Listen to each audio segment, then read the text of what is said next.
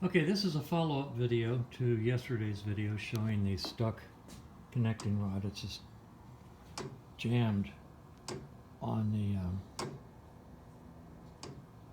the crankshaft rather than being loose like it should be. So I'm going to pull the engine out of the bike, split the cases, take the crank out, and find out why that connecting rod is so frozen on the crankshaft. This was a completely rebuilt motor. It's never been run, but it has been sitting for a lot of years before being put in a bike.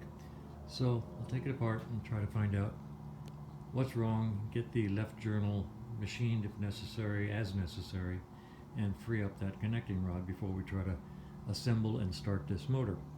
Now over here, along with that, I have the cylinders sitting here on this engine that was just rebuilt.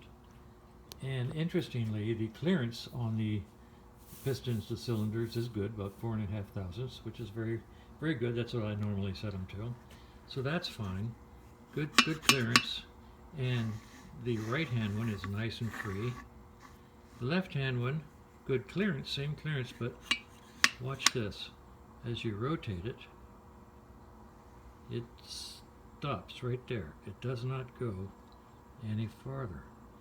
In other words, this piston is slightly oval, and I understand that's supposed to be slightly oval. Pistons are.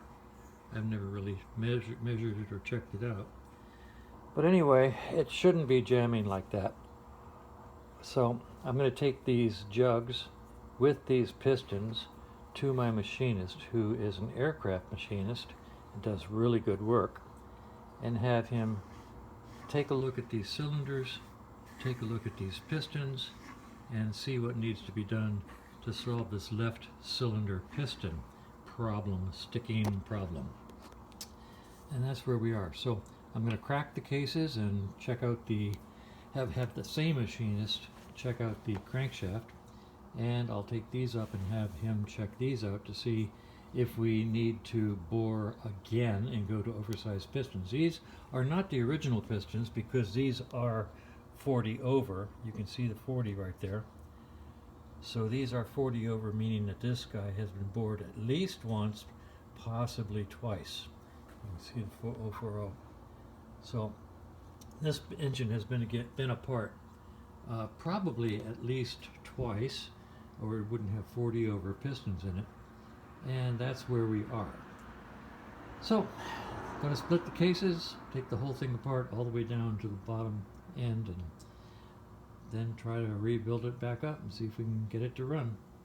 Now, for all of those folks who are wondering about these are videos I send to the client, the guy who owns this bike, the guy or person, woman who owns the bike. These are progress videos showing them the state of their bike. And we're not really for public consumption, but since my brothers, who are all motorcyclists and all mechanics, like to see them, I made them public. And now apparently I've got 30 or 40 people who are watching these and finding them interesting, but they're not really considered to be or intended to be educational. These are progress videos that I send to my clients to let them know what's going on with their bikes. And that is all. Anyway, we'll see my shop.